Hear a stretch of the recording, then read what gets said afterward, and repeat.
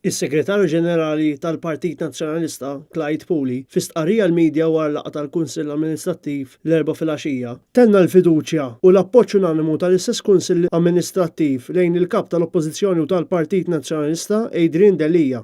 Il-Kunsill Amministrattiv tal-Partit Nazzjonalista llum b'mod unanimu iddikjara l-fiduċja u l-appoġġ tiegħu lill-kap tal-Partit Adrian Delija filwaqt li jkundanna bl-aktar mod kategoriku l-attakki koordinati u malizzjużi li qed isiru kontra tiegħu u kontra l-Partit Nazzjonalista.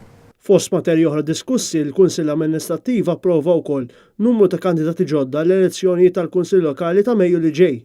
Illum tkellmu l-grassroots u llum tkellem l-amministrattiv. Illum il-qoddim business as usual. Clyde Puli saħaq li l-organi kollha tal-Partit Nazzjonalista jitlaqgħu regolarment u ġieli anki skont in-neċessità bħalma għamel il-Grupp Parlamentari Nazzjonalista jumejn fuq il-miliet sabiex tiġi diskussa kwalunkwe materja. L-istqarrija li anki kkundannat bl-akbar mod kategoriku l-attakki koordinati u malizzjużi li qed isiru fil-konfront ta' Adrian Delija u l-Partit Nazzjonalista hija waħda ċara, unanima u inekwivoka, temm jgħid is-Segretarju Ġenerali.